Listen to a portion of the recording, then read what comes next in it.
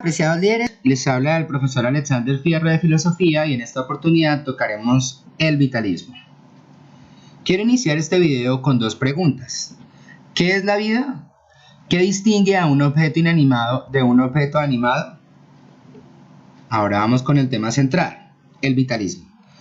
Este puede ser considerado desde dos puntos de vista, desde un punto de vista biológico o desde un punto de vista filosófico, aunque en realidad los dos están entrecruzados. Desde un punto de vista biológico consiste en juzgar que la vida, a veces considerada como un principio vital, un elan vital o fuerza vital, no se puede reducir de ninguna manera a procesos físico-químicos mecanicistas. Es decir, que el conjunto del organismo vivo es más que la suma de sus partes, o lo que es lo mismo, el todo. La vida no queda explicada por mucho que entendamos las partes orgánicas que la componen. Es imposible reducir la vida a lo orgánico. Desde el punto de vista filosófico, hay otros vitalismos que consideran, por ejemplo, que la razón no es el conocimiento superior y no sirve para explicar nada, sino que la realidad solo se explica cuando es vivida inmediatamente. Así pensaba, por ejemplo, Vergens. Ortega y Gasset, por el contrario, consideraba que la realidad sí se puede explicar por la razón, pero el problema central sigue siendo el de la vida. Por eso su filosofía se ha dado en llamar racio-vitalismo. Toda explicación es siempre posterior a la explicación del problema de la vida, pero tomando esta no en el sentido biológico, sino espiritual o cultural. De acuerdo al vitalismo, los organismos vivientes disponen de una fuerza inmaterial vital que les permite diferenciarse de los objetos inanimados. Dicha fuerza no es la energía que reconoce la física, sino un impulso diferente que posibilita la vida. Para el vitalismo, por el contrario, la esencia del ser vivo no radica en la materia. El elemento que marca la diferencia es aquello que el filósofo y escritor francés Henri Bergson llamó élan vital, fuerza vital. Este impulso no puede explicarse desde la química ni desde la física. La fuerza vital que postula el vitalismo puede asociarse a conceptos como espíritu o alma y es lo que diferencia lo vivo de lo inerte. En este sentido, cuando una persona fallece, básicamente pierde su fuerza vital. El vitalismo europeo se opone a las explicaciones mecanicistas que presentan la vida como fruto de la organización de los sistemas materiales que le sirven de base, como el positivismo y el materialismo corporeísta del siglo XIX. ¿Quiénes han representado el vitalismo? Desde el punto de vista de la filosofía tenemos a Arthur Schopenhauer, a Federico Nietzsche, Enrique Bergson, Pedro Teilhard de Chardin, José Ortega y Gasset. Y desde el punto de vista de los biólogos está Jacob von Uschouw y Louis Bertrand Friel.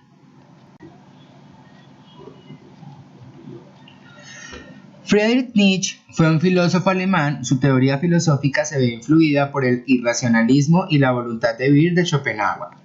Nietzsche es uno de los personajes más famosos e influyentes de la filosofía y buena parte de ese éxito viene de sus demoledoras máximas.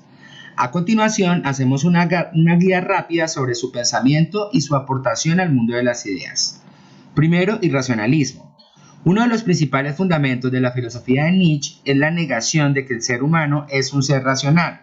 Para él, por el contrario, es la irracionalidad su característica principal, de ahí que desprecie a casi todos los filósofos anteriores. Segundo, consecuencias del racionalismo. Cuando Nietzsche critica el racionalismo, ataca también sus consecuencias, como en este caso, la ciencia.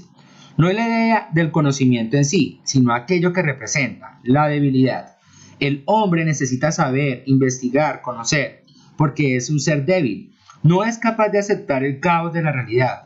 No es capaz de vivir sin certezas. Primero usó a los dioses para explicar aquello que no conocía, y después usó a la ciencia para dar un sentido racional a lo que lo rodea.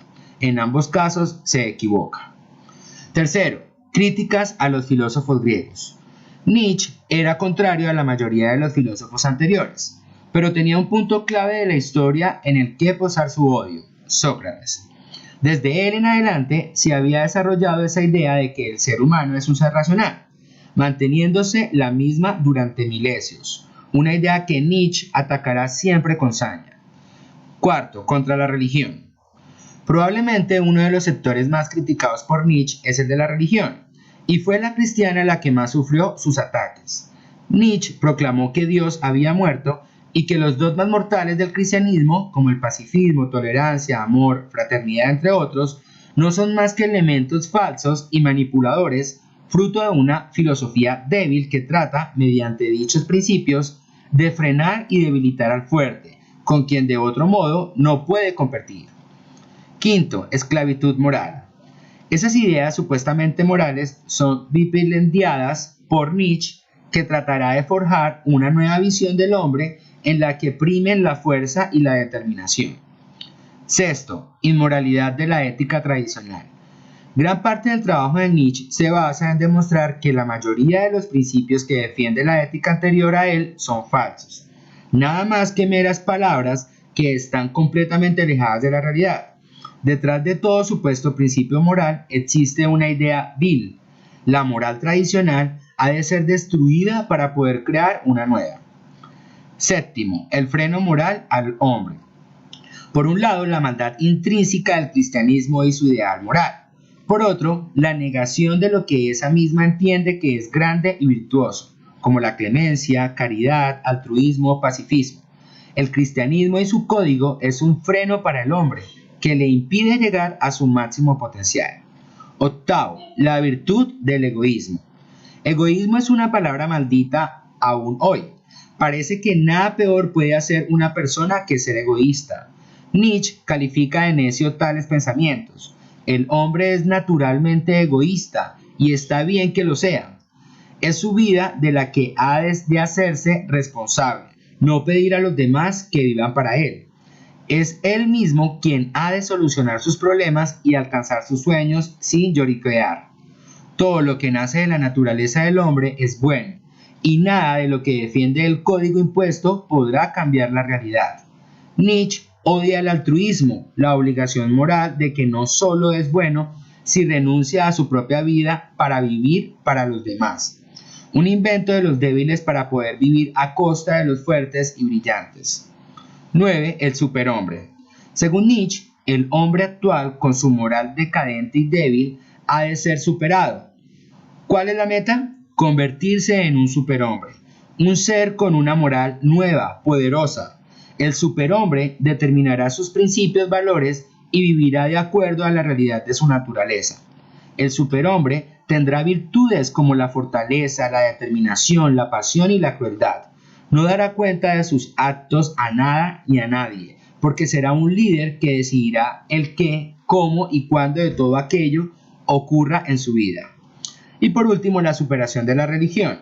Para el filósofo alemán, la llegada del superhombre será la muerte de la religión, una vez que la humanidad comprenda que ellos son los que deciden su código de valores, que no han de responder ante ningún dios y que no han de respetar el código moral con que los débiles tratan de dominarlos, todo cambiará. Y no habrá piedad para ellos. El superhombre no muestra clemencia, que no es más que un vicio convertido en virtud por los débiles. Henri Bergson, filósofo idealista francés, místico, enemigo del socialismo, de la democracia y de la concepción materialista científica del mundo. Uno de los filósofos más influyentes de la burguesía imperialista.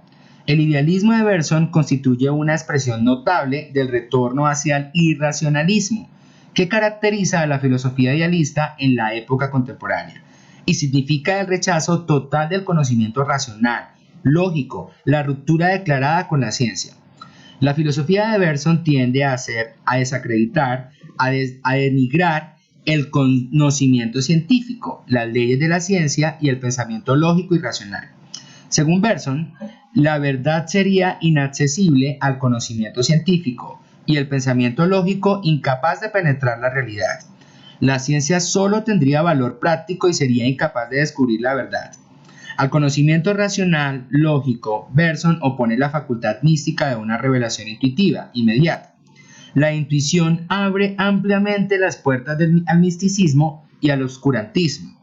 Contra la concepción científica materialista de la naturaleza, Bergson ofrece su metafísica espiritualista y su noción de duración. y declara que la duración pura, inmaterial, es el elemento primero de todo lo que existe. La materia, el tiempo, el movimiento solo representarían formas diferentes de la duración. En resumen, la duración vernosiana no constituye más que un nuevo vocablo para designar la antigua noción de espíritu, fundamento de todo idealismo y misticismo. En lo que concierne a la concepción de la vida, Bergson sostiene que el vitalismo, hostil a la ciencia biológica, sustituye la concepción científica de la evolución orgánica por la teoría mística de la evolución creadora, que tiene por base el impulso vital. Esta concepción autocientífica conduce a Bergson a la idea de Dios, fuerza motriz del universo. El gran sabio ruso Timiryazev califica a Bergson de metafísico de la más pura agua, cuyo sueño consistía en retroceder 300 años más atrás de la experiencia a la intuición, de la filología al vitalismo.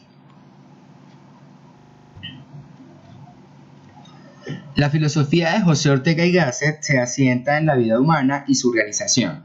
Funda el conocimiento de la vida humana como la realidad radical, uno de cuyos componentes esenciales es la propia razón. Corriente filosófica. Su corriente filosófica se encuentra en el vitalismo. Esta corriente se caracteriza por considerar la vida como centro de cualquier investigación filosófica.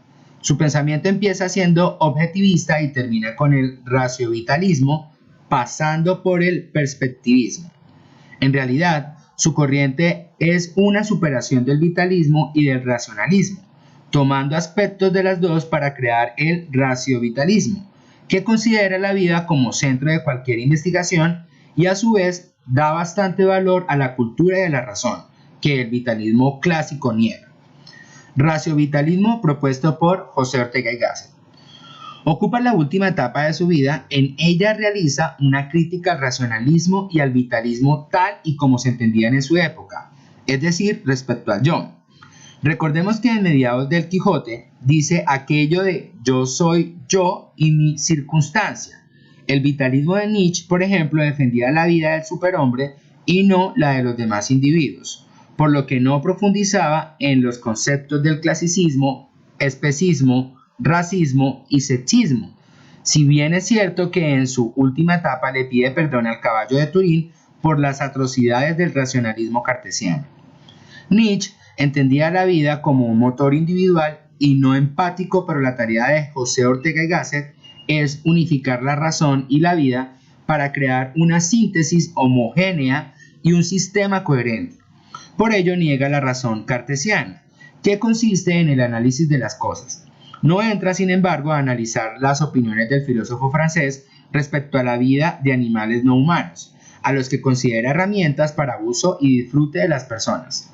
No obstante, nos dice que cada vida es particular y pura transición. Crítica al pragmatismo. Porque centra la verdad en la verificación. No es aceptable en el conocimiento porque la verdad no puede reducirse a un criterio utilitario. La verdad tiene valor por sí misma. Crítica al falso racionalismo.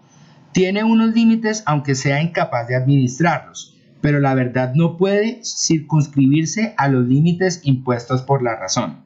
La visión racionalista de la realidad es abstracta y no tiene en cuenta las cosas concretas. La vida y la verdad son temporales, aunque esta última tiene una dimensión objetiva.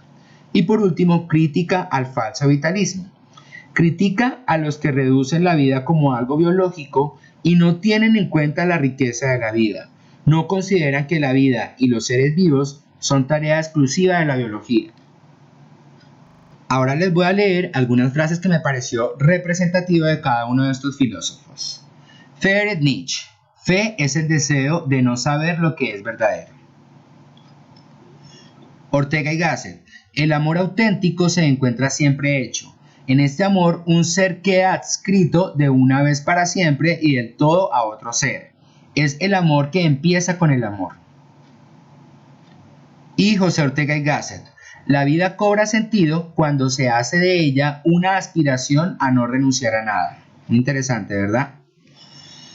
Por último, el vitalismo en la actualidad.